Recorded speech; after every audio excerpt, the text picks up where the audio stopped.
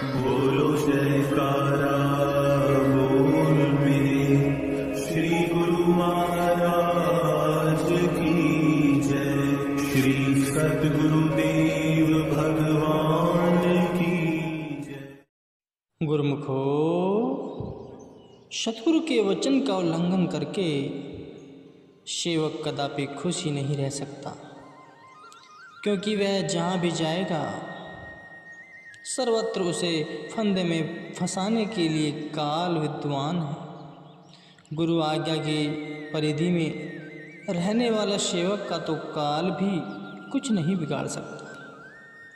श्री कबीर साहिब जी का कथन है कि इस परिधि से बाहर होते ही सेवक पर काल का दाव चल जाता है और वह उससे अपना बचाव ही नहीं कर सकता। माया और काल का चक्र संसार में दिन रात चल रहा है। सीता रूपी श्रुति अहंकारी रूपी रावण की कैद में पड़ गई है।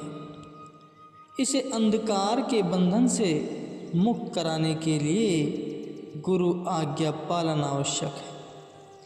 गुरु आज्ञा का पालन करने से ही भक्ति प्राप्त होगी, क्योंकि गुरु शिष्य का नाता वचन से ही होता है। महापुरुषों का कथन है, गुरु और शिष्य वचन कर नाता, सो सेवक जिस वचन पछाता। गुरु का वचन मानना ही भक्ति मार्ग की प्रथम सीढ़ी है। वही भक्ति के दुर्लभ फल की प्राप्ति कराता है।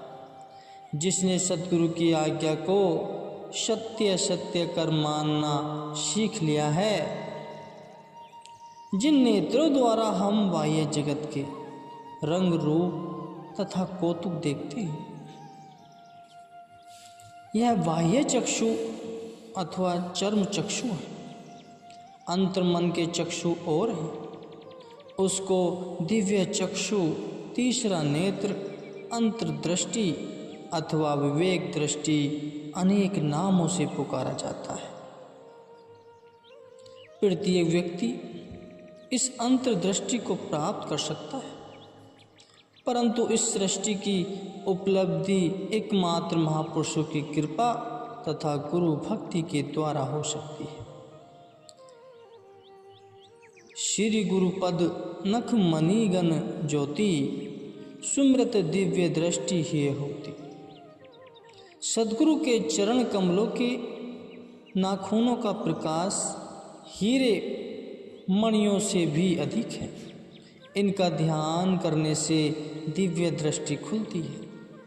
दिव्य दृष्टि खुलने पर ही सत्य असत्य का ज्ञान हो जाता है कि वास्तव में जगत सत्य है अथवा झूठा। अनेकों संयम साधन इस मंजिल तक अत्यधिक कठिनता से पहुँचते हैं, परंतु सद्गुरु का ध्यान अथवा गुरु भक्ति एक ऐसा सुगम साधन है जिससे जीव सरलता से इस मंजिल तक पहुँच सकता है। दिव्य दृष्टि का प्राप्त होना ही मानव सर्व सुखों का पाना है। यह दिव्य दृष्टि सद्गुरु के चरण कमलों का ध्यान करने से अथवा शब्दाभ्यास की कमाई से प्राप्त होती है, जिससे मोह माया का समस्त अंधकार दूर हो जाता है और विमल प्रकाश की प्राप्ति होती है। यही दिव्य नेत्र अथवा तीसरे तिल को ही शिव नेत्र कहते हैं, जो सद्गुरु की कृपा बिना नहीं खुल सकता। सद्गुरु की शरण में जाकर नाम की कमाई से दिव्य दृष्टि खोलने का ढंग सीखना है। जीवात्मा कुल मालिक का अंश है। अंश को यदि अपने मालिक से, जिसका कि वह अंश है, मिलने की सच्ची लगन हो तो उसका मालिक से मिल जाना कुछ कठिन नहीं है। इसमें संदेह नहीं कि अंश रूप जीव अपने मालिक से बिछड़ा हुआ होने से अलग है,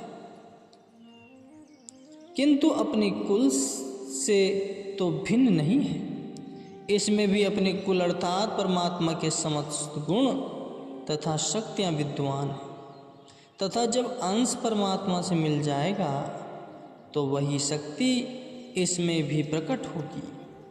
जीव परमात्मा का अंश होने से चेतन, निर्मल और अविनाशी भी है, परंतु परमात्मा की शक्ति एवं शक्ति इसमें तभी प्रकट होगी तब यह परमात्मा से मिलने की लगन रखे तथा विधि पूर्वक पुरुषार्थ करता रहे।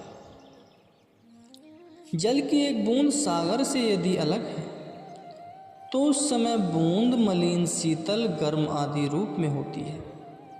उसकी सत्ता शक्ति न होने के तुल्य है, परंतु जब वह बूंद अपने भंडार अर्थात सागर से मिलकर उसमें समाहित हो जाती है तो वह सागर स्वरूप हो जाती है।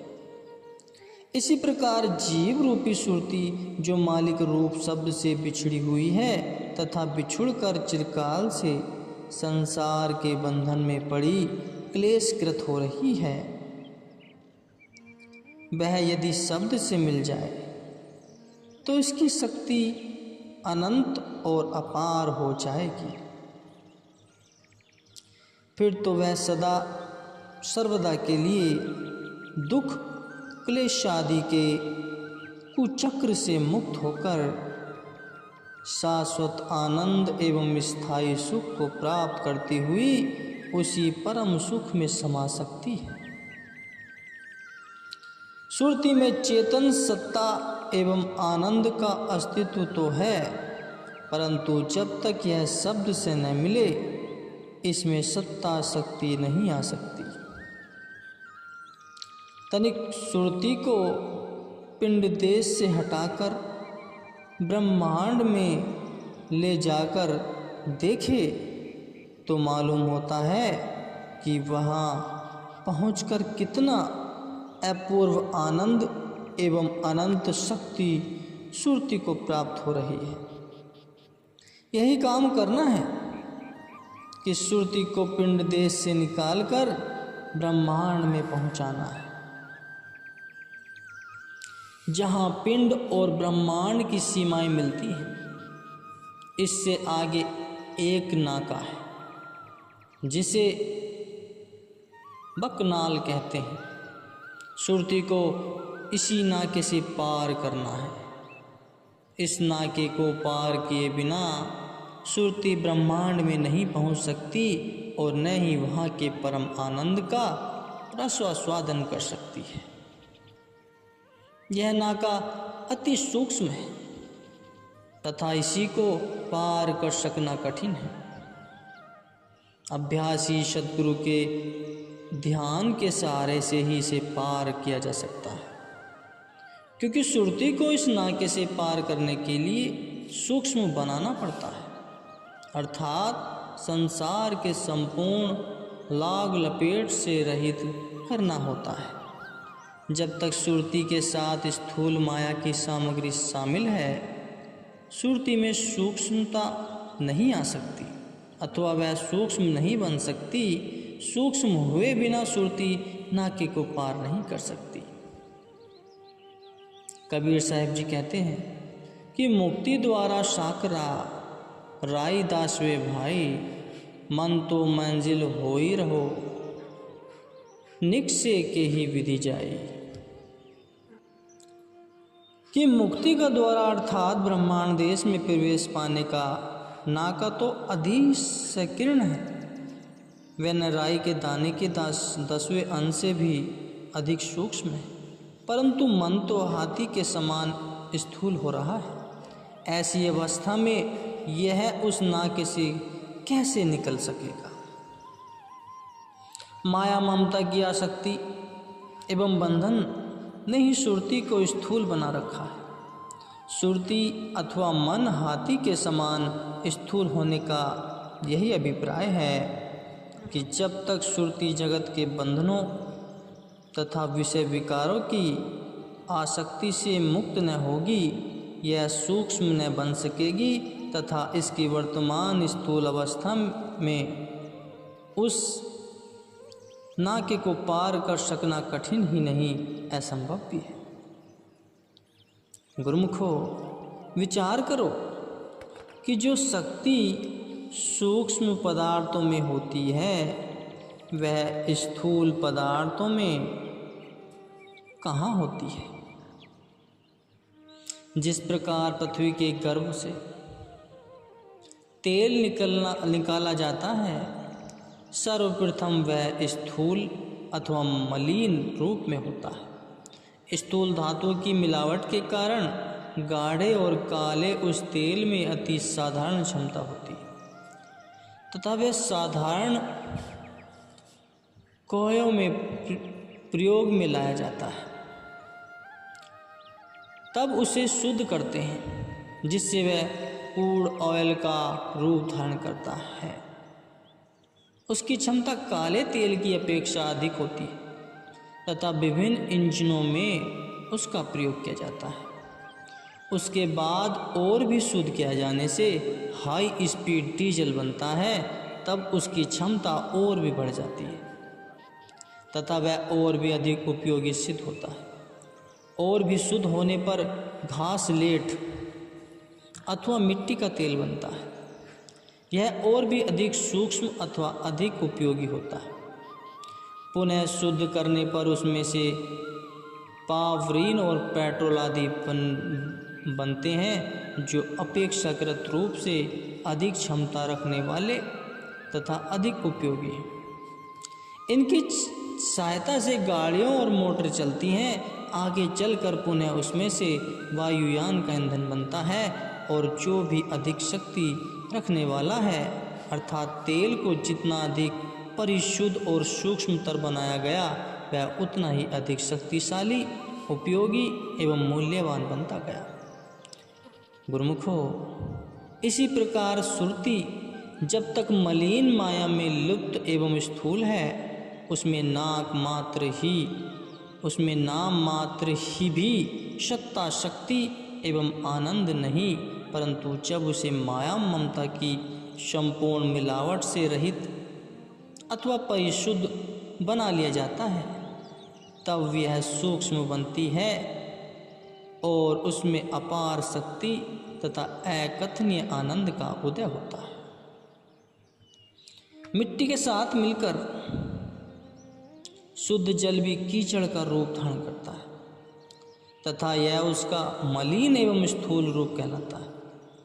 इस रूप में उसका मूल्य और महत्व कुछ भी नहीं, परंतु जब वह जल सूक्ष्म होकर वाष्प अथवा भाप का रूप धारण करता है, तब उसकी शक्ति एवं उसका मूल्य बहुत बढ़ जाता है।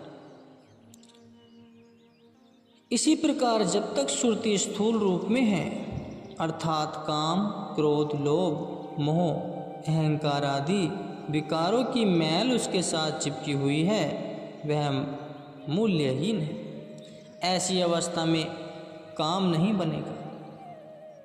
अब इसे इन समस्त मलिनता से रहित अर्थात शुद्ध करके सूक्ष्म रूप देना है तथा बकनाल के सूक्ष्म नाके से गुजार कर ब्रह्मांड में पहुंचाना है। यह काम जब तक नहीं किया, यूँ समझो कि जीवन का पूरा लाभ नहीं उठाया।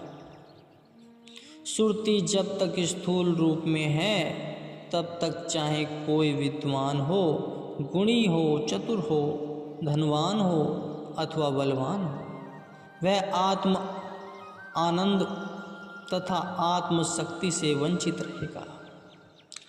सब प्रकार की भौतिक सामर्थ्य उपलब्ध होते हुए भी वह निर्मल तथा दीन बना रहेगा।